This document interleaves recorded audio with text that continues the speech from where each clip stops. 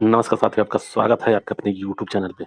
और आज हम लोग पढ़ेंगे आधुनिक भौतिकी है, इसमें से मिसलेनियस क्वेश्चन है आधुनिक भौतिकी का, ठीक है? आगे हम लोग बढ़ते हैं और आप लोगों को जो भी ये पीडीएफ की आवश्यकता होगी, तो आप लोग मुझे मैसेज कर सकते हैं और मैसेज कर देंगे हम उसमें, या तो अपने डिस्क्रिप्शन में डाल देंगे लिंक, वहाँ से डाउनलोड कर सकते हैं पीडीएफ को। कोई पैसा नहीं चार्ज है, फ्री है, ठीक है? आगे क्वेश्चन है कि प्रकाश किरण पुंज जो अत्यंत दिशिक हो से कहलाती है, दिशिक हो कहलाती है इरेजर, ग्रेटर, मेजर, लेजर। तो इसका आंसर हो जाएगा डी, लेजर। प्रकाश की किरण पुंज जो अत्यंत दिशिक हो कहलाती हैं लेजर। ओके, आगे लेजर बीमा सदा होती हैं। अभिसारी बीम, अपसारी बीम, समांतर बीम, शुरू से समांतर और बाद में अपसारी। इसका आंसर क्या होगा? बी, अपसारी हो जाएगा।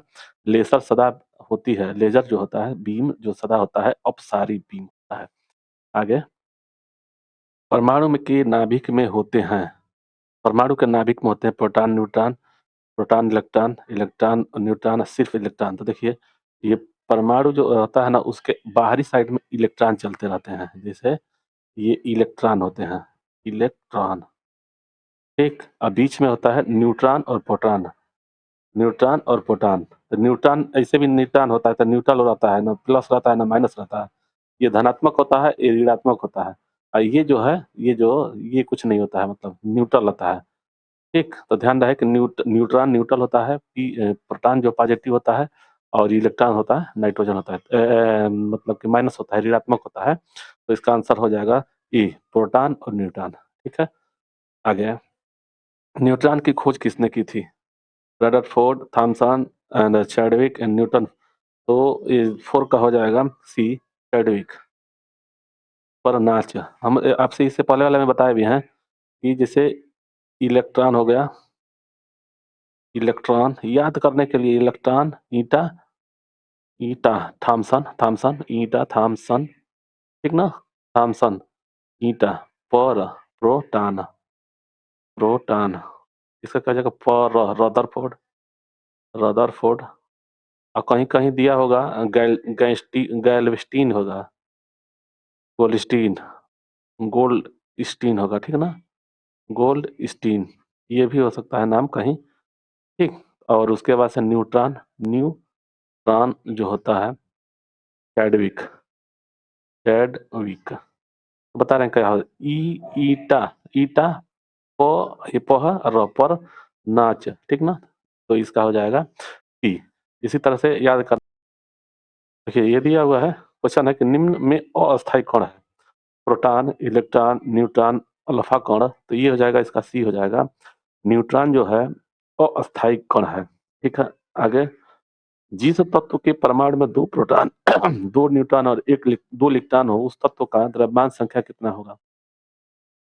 द्रव्यमान संख्या कितना होगा? तो ये क्वेश्चन पूछता है, ठीक ना? ये ध्यान रहे, जिस द्रव तत्व के परमाणु में दो प्रोटॉन, दो न्यूट्रॉन, दो इलेक्ट्रॉन हो, उस तत्व का द्रव्यमान कितना होगा? तो देखिए इसमें ऐसे मान लीजिए कोई तत्व है, तो देखिए दो प्रोटॉन है, दो प्रोटॉन है, दो न्यूट्रॉन है, ठीक ना? और दो ठे इलेक्ट्रॉन है, एक इलेक्ट्रॉन। तो क्या होता है, ये इसको देखिए, ये न्यूट्रल है, इसी को दोनों को जोड़ा जाता है, तो ये चार हो जाएगा इसका आंसर, ठीक है। आगे नाभिक का आकार, और नाभिक का जो आकार होता है 10⁻⁻10 मीटर, 10⁻⁹मीटर, 10⁻⁻13 मीटर और 10⁻15 मीटर। सात का हो जाएगा डी, नाभिक का जो आकार होता है 10⁻⁻15 मीटर होता है, ठीक। आगे पॉजिट्रॉन की खोज किसने की थी? पॉजिट्रॉन की खोज किसने की थी? Rutherford, Thomson, Chadwick, Anderson. आठ का हो जाएगा डी, एंडरसन ने पॉजिट्रॉन का खोज किया था, एंडरसन। हाइड्रोजन परमाणु के न्यूक्लियस में प्रोटॉन की संख्या ज्ञात करें। हाइड्रोजन परमाणु में न्यूक्लियस में प्रोटॉन की संख्या शून्य, एक, तीन, पाँच। तो नौ का हो जाएगा एक, ठीक है ना? हाइड्रोजन में एक प्रोटॉन पाया जाता है, ठीक। इलेक्ट्रॉन की खोज किसने की थी? Thomson, James Watt, Galileo, Rutherford. था जे थॉमसन, ये था ए।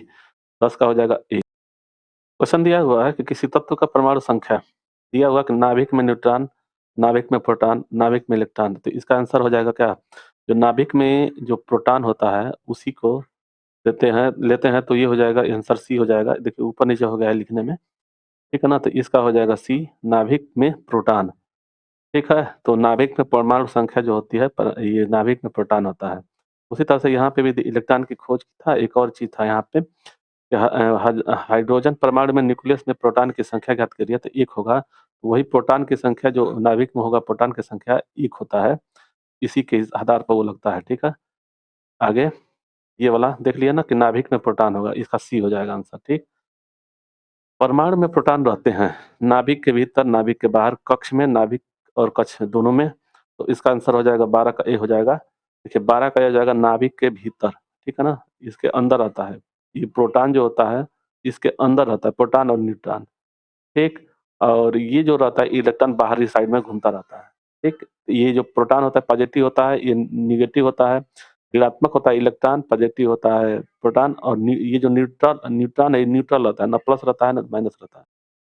इलेक्ट्रॉन वहन करता है 1 यूनिट ऋणावेश, 1 यूनिट धनावेश, 1 यूनिट 2 यूनिट ऋणावेश, 2 यूनिट धनावेश। तो इसका आंसर हो जाएगा 13 का ए, 1 यूनिट ऋणावेश। तो ऋणावेश तो इलेक्ट्रॉन रहता ही है, लेकिन 1 यूनिट वहन करता है, ठीक? समस्थानिक परमाणुओं में प्रोटॉनों की संख्या समान होती है, न्यूट्रॉनों की संख्या समान होती है, न्यूक्लियनों की संख्या समान होती है, सभी सत्य है।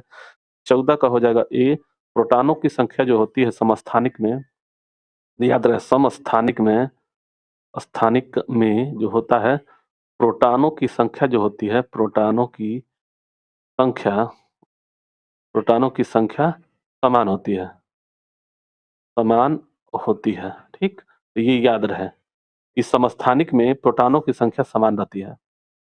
समस्थानिक आइसोटोप्स होते हैं किसी एक ही तत्व के परमाणु जिनका परमाणु भार समान किंतु परमाणु क्रमांक भिन्न, परमाणु भार भिन्न किंतु परमाणु क्रमांक समान, परमाणु भार तथा परमाणु क्रमांक दोनों ही समान, उपरोक्त में से कोई नहीं। तो 15 का हो जाएगा बी कि परमाणु भार भिन्न भिन्न किंतु परमाणु जो क्रमांक होगा समान होते हैं। समस्थानिक में परमाणु क्रमांक समान होते हैं, ठीक है, समस्थानिक में, और परमाणु भार भिन्न भिन्न होते हैं। किसी परमाणु नाभिक का आइसोटोप वह नाभिक है जिसमें न्यूट्रॉनों की संख्या वही होती है, प्रोटॉनों की संख्या भिन्न होती है। न्यूट्रॉनों की संख्या वही होती है, प्रोटॉनों की संख्या वही होती है, परंतु न्यूट्रॉनों की संख्या भिन्न होती है।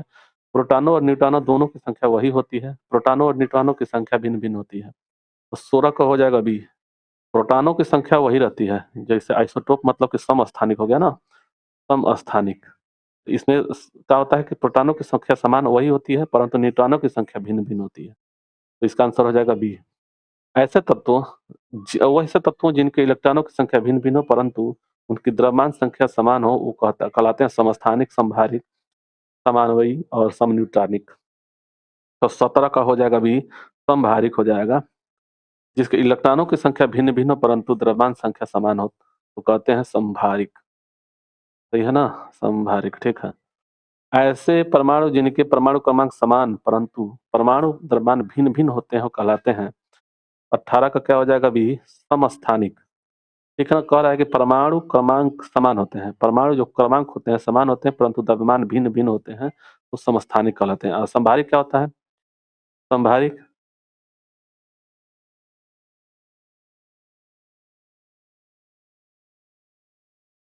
ये देखिए समभारिक 2 ऐसे तत्व जिसमें इलेक्ट्रॉनों की संख्या समान होती है परंतु द्रव्यमान भी समान होता है। मतलब कि इलेक्ट्रॉन भिन्न-भिन्न होते हैं और द्रव्यमान समान होता है, उसको समभारिक बोलते हैं। और इसमें क्या परमाणु क्रमांक समान परंतु द्रव्यमान भिन्न-भिन्न होते हैं। इसमें देखिए क्या दिया है कि इलेक्ट्रॉन भिन्न-भिन्न होते हैं, द्रव्यमान समान होते हैं।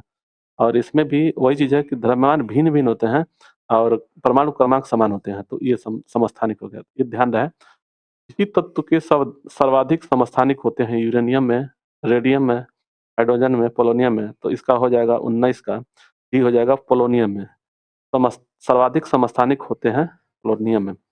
20 क्वेश्चन है कि परमाणु जिनके प्रोटॉनों की संख्या समान परंतु इलेक्ट्रॉनों की संख्या भिन्न-भिन्न रहती है, वो कहलाते हैं समदाबिक, समावयवी, समन्यूट्रॉनिक, समस्थानिक।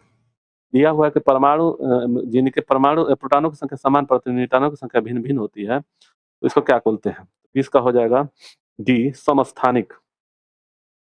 समस्थानिक जैसे कि प्रोटॉनों की संख्या समान हो, तो वो समस्थानिक हो जाएगा। एक भारी नाभिक के 2 हल्के नाभिकों में टूटे हुए प्रक्रिया को क्या कहते हैं? नाभिकीय संलयन, नाभिकीय विलयन, विखंडन और द्रव्यमान क्षति और रेडियोएक्टिविटी। कह रहा है कि एक भारी नाभिक के 2 हल्के नाभिकों में टूटना, टूटने का मतलब विखंडन हो जाना चाहिए, विखंडन। 21 का क्या हो जाएगा? 21 का हो जाएगा बी, विखंडन है, टूट जा रहा है ना, तो विखंडन हो जाएगा, ठीक। परमाणु बम के में निम्न सिद्धांत कार्य करता है: नाभिकीय संलयन, नाभिकीय विखंडन, फ्लेमिंग का नियम, इन्हीं दोनों में से है। 22 का हो जाएगा बी, नाभिकीय विखंडन। जो परमाणु का होता है, नाभिकीय विखंडन होता है। हाइड्रोजन बम, नाभिकीय संलयन, नाभिकीय विखंडन, रेडियोएक्टिव विघटन और उपयुक्त सभी, ये दोनों तो नहीं होगा। और हाइड्रोजन का 23 का हो जाएगा ए, नाभिकीय संलयन होता है। ये याद रहे, हाइड्रोजन जो होता है नाभिकीय संलयन होता है, संलयन। और परमाणु जो होता है विखंडन होता है, विखंडन, ठीक। आगे 24 से सबसे पहला नाभिकीय रिएक्टर बनाया गया, आइंस्टीन द्वारा, न्यूटन द्वारा, रदरफोर्ड द्वारा, फर्मी द्वारा। तो 24 को हो जाएगा डी, फर्मी द्वारा। सबसे पहला नाभिकीय रिएक्टर फर्मी द्वारा बनाया गया था। परमाणु बम का सिद्धांत आधारित है परमाणु संलयन पर, परमाणु विखंडन पर, ना ऊपर दोनों में पर या निम्नलिखित में से कोई नहीं। इसका आंसर हो जाएगा 25 का बी, 25 का हो जाएगा बी, नाभिकीय विखंडन। परमाणु बम विखंडन से बनता है। सर्व प्राचीन सेल समूह की आंकी जाती है। सेल समूह की आकृति के आर विधि से, के 14 से, एसी 14 से, आर एस आई विधि से, यूरेनियम लेड विधि से। तो इसका आंसर हो जाएगा कि आर विधि से, ए आर आर विधि से सेल समूह का, ठीक है। आगे रेडियो सक्रिय पदार्थ उत्सर्जित करता है, रेडियो सक्रिय पदार्थ उत्सर्जित करता है अल्फा किरणें, बीटा किरणें, गामा किरणें, उपयुक्त सभी। रेडियो सक्रिय पदार्थ 27 का हो जाएगा डी, उपयुक्त सभी, ठीक है। आगे सूर्य पर ऊर्जा का निर्माण होता है, ये ध्यान रहे, सूर्य का ऊर्जा का निर्माण होता है नाभिकीय विखंडन, नाभिकीय संलयन, ऑक्सीकरण अभिक्रियाओं द्वारा, अवकरण अभिक्रियाओं द्वारा। 28 का क्या हो जाएगा? बी हो जाएगा, नाभिकीय संलयन। तो ये याद रहे, सूर्य, सूर्य जो हो गया संलयन से, संलयन, ठीक। और परमाणु क्या हो गया? परमाणु, परमाणु जो हो गया विखंडन से, विखंडन। और इसी में हाइड्रोजन भी जो होता है, देखिए हाइड्रोजन जो होता है ये भी संलयन से होता है। बस परमाणु जो है, परमाणु बम विखंडन से होता है, और सूर्य का और हाइड्रोजन का संलयन से निर्माण होता है, ठीक। तो सूर्य का संलयन और हाइड्रोजन का भी संलयन, परमाणु का विखंडन से सिर्फ, ठीक है। आगे निम्नलिखित में से किसमें ऋणात्मक आवेश होता है? एक्स किरणें, अल्फा, बीटा, गामा। तो 29 का हो जाएगा सी, बीटा है, ऋणात्मक आवेश होता है सी, ठीक।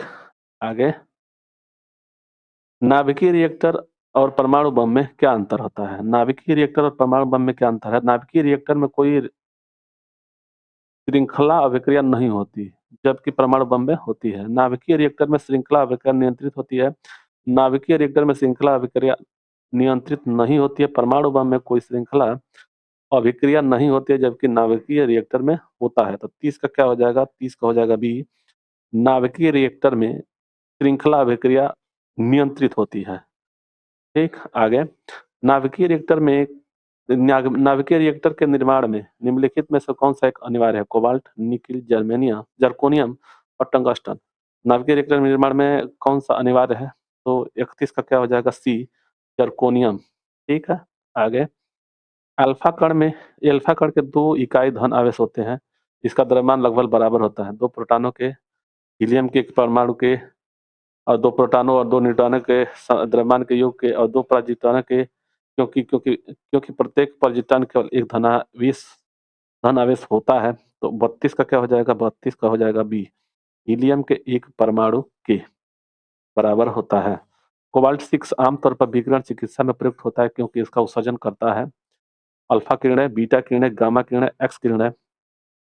इसका हो जाएगा गामा किरणें। जो कोबाल्ट 16 आमतौर पर विकिरण चिकित्सा में प्रयोग होता है, क्योंकि वह उत्सर्जित करता है क्या? गामा किरण उत्सर्जित करता है। तो इसका आंसर हो जाएगा सी। नाभिकीय रिएक्टर में न्यूट्रॉन नियंत्रक के रूप में निम्नलिखित में से कौन सा प्रयोग, किसका प्रयोग मैंने किया जाता है? भारी जल, ग्रेफाइट, कैडमियम या बोरान, एल्युमिनियम। तो हो जाएगा 34 का सी, कैडमियम या बोरान का, मतलब कि नाभिकीय रिएक्टर में न्यूट्रॉन जो नियंत्रक होता है, उसका प्रयोग कौन करता है, कौन किसका करते हैं, तो कैडमियम और या बोरान का करते हैं, ठीक है। परमाणु पाइल का प्रयोग कहाँ होता है? एक्स किरणों के उत्पादन में, नाभिकीय विखंडन के प्रचलन में, ताप नाभिकीय संलयन में, प्रचलन में, परमाणु उत्त्वरण में। तो 35 को हो जाएगा सी, ताप नाभिकीय संलयन के प्रचालन में।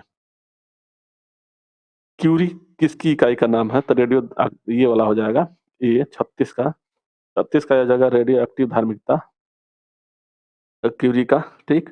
नाभिकीय रिएक्टर में ऊर्जा उत्पन्न होता है नियंत्रित संलयन द्वारा, अनियंत्रित संलयन द्वारा, नियंत्रित विखंडन द्वारा, अनियंत्रित विखंडन द्वारा। तो 37 का हो जाएगा सी, नियंत्रित विखंडन द्वारा। नाभिकीय संलयन को ताप नाभिकीय अभिक्रिया क्यों कहते हैं? संलयन अभिक्रिया नाभिकीय ऊर्जा में बदल जाता है। संलयन के लिए अत्यधिक उच्च तापमान की स्थिति की आवश्यकता होती है। संलयन में काफी ऊंचा ऊष्मा पैदा होती है। संलयन अभिक्रिया धूप में होती है। इनमें से कोई नहीं। 38 का क्या हो जाएगा? 38 का हो जाएगा सी। सी ये वाला नहीं, ये वाला सी। संलयन में काफी ऊष्मा पैदा होती है, ठीक है ना। संलयन में काफी ऊर्जा पैदा होती है। रेडियो कार्बन डेटिंग की इसमें भरना है कि उम्र ज्ञात करने के लिए गया था, किसमें ग्रहों को, जीवाश्मों को, टिश्यू को, चट्टानों को। रेडियो कार्बन जीवाश्म के लिए होता है, 39 का बी जीवाश्म के लिए होता है। ओके, आगे परमाणु रिएक्टर क्या है? परमाणु बम का निर्माण स्थल, भारी भारी पानी का तालाब, और यू 238 का उत्सर्जक आणविक भट्ठी। परमाणु रिएक्टर क्या है? 40 का बी है, भारी पानी का तालाब। आगे हाँ, ठीक।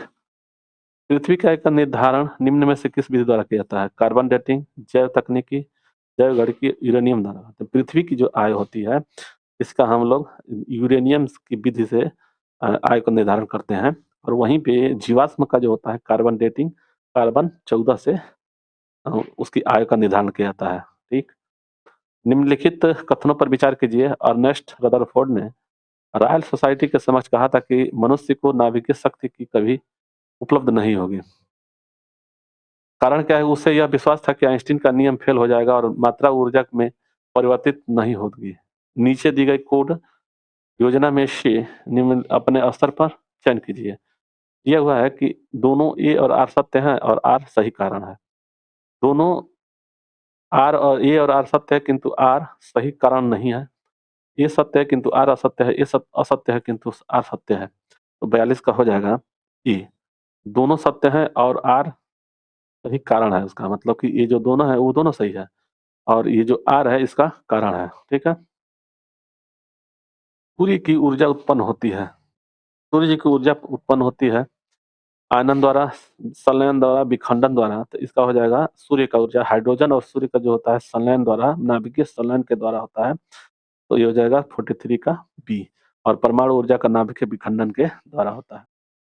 कलपक्कम के फास्ट ब्रिगेड टेस्ट रिएक्टर में निम्नलिखित में से कौन सा शीतल के रूप में प्रयोग में लाया जाता है? कार्बन डाइऑक्साइड, भारी जल, समुद्री जल या गलित सोडियम। तो 44 का आंसर हो जाएगा डी, गलित सोडियम का। कलपक्कम के फास्ट ब्रीडर टेस्ट रिएक्टर में शीतलक के रूप में कार्य कर जाता है, तो गलित सोडियम का। तारे अपनी ऊर्जा प्राप्त करते हैं नाभिकीय संलयन से, गुरुत्वीय संकुचन से, रासायनिक अभिक्रिया से, रासायनिक विखंडन से, नाभिकीय विखंडन से। चौथा है तो इसका 45 का क्या हो जाएगा? 45 का ए हो जाएगा, 1 और 2। अब नाभिकीय संलयन द्वारा और गुरुत्वीय संकुचन के द्वारा तारे अपनी ऊर्जा प्राप्त करते हैं, नाभिकीय संलयन और संकुचन के द्वारा, ठीक है, गुरुत्वीय संकुचन। यह है सूची 1 और सूची 2 को सम्मिलित करना है, ठीक है। तो आर्सेनिक दिया हुआ है कि आर्सेनिक ए में दिया है आर्सेनिक 14, कोबाल्ट 16, आयोडीन 131, सोडियम 24। इसमें क्या क्या करना है? तो देखना है कि इसमें कूट में कौन सा होगा। तो देखिए यहाँ पे 46 का सी। देखिए ए का सी ट्यूमर और बी का 4 जो कोबाल्ट 60 होता है कैंसर का, और आयोडीन जो होगा ए का आयोडीन। अच्छा, आयोडीन का देख लीजिए, आयोडीन ग्रंथि जैसे यहाँ 131 आयोडीन जो होता है थायरॉक्सिन के लिए प्रयोग में लाया जाता है, तो सी का 1 इसमें, इसी में दोनों के हिसाब से तो ये आंसर हो गया। और बचा कौन? रक्त व्यतिक्रम यानी कि सोडियम, ये वाला रक्त व्यतिक्रम, तो इसका आंसर हो जाएगा सी। ठीक है, आगे हम लोग बढ़ते हैं। नाभिकीय रिएक्टर में भारी जल D2O है, D2O का प्रयोग किस रूप में किया जाता है? मंदन, शीतलक, परिरक्षक, नियंत्रक। तो 47 का हो जाएगा ए, मंदक के रूप में D2O का प्रयोग किया जाता है, मतलब भारी जल का। आगे हम लोग बढ़ेंगे। द्रव्यमान ऊर्जा संबंध किसका निष्कर्ष है? क्वांटम सिद्धांत का, सापेक्ष का, सामान्य सिद्धांत का, ऊर्जा का, क्षेत्र सिद्धांत का, सापेक्ष का, विशेष सिद्धांत का। द्रव्यमान ऊर्जा संबंध किसका निष्कर्ष है? तो 48 का हो जाएगा बी, सापेक्षता का सामान्य सिद्धांत। आगे हम लोग पढ़ेंगे। सौर ऊर्जा को बिजली में परिवर्तित करने के लिए कौन सी युक्ति प्रयोग की जाती है? इलेक्ट्रोकेमिकल सेल, गैल्वी सेल, प्रकाश वोल्टीय सेल, डेनियल सेल। सौर ऊर्जा को बिजली ऊर्जा में, तो 49 का हो जाएगा सी, प्रकाशीय वोल्टी सेल के द्वारा। बेरियम एक उपयुक्त रूप में रोगियों को पेट के एक्स किरण परिरक्षण में से पूर्व खिलाया जाता है, क्योंकि बेरियम जो एक्स किरणों के प्रति अपनी पारदर्शिता के कारण एक्स किरणों को पेट के आर पार गुजरने देता है। बेरियम, तो इसका आंसर 50 का क्या हो जाएगा? 50 का हो जाएगा सी। बेरियम जो होता है, बेरियम एक्स किरणों का एक अच्छा अवशोषक है। ये ध्यान रहे कि बेरियम जो है ऊर्जा एक्स किरणें की अच्छा अवशोषक है। इससे चित्र में पेट की अन्य क्षेत्रों की तुलना में स्पष्टता से देखने में सहायक मिलता है। इसीलिए बेरियम का प्रयोग किया जाता है एक्स किरणें परीक्षण हेतु पूर्व खिलाया जाता है। पुलिज नलिका का प्रयोग क्या उत्पन्न करने में के लिए किया जाता है? पुलिज नलिका का, तो रेडियो तरंगे, सूक्ष्म तरंगे, एक्स किरणें, गामा किरणें।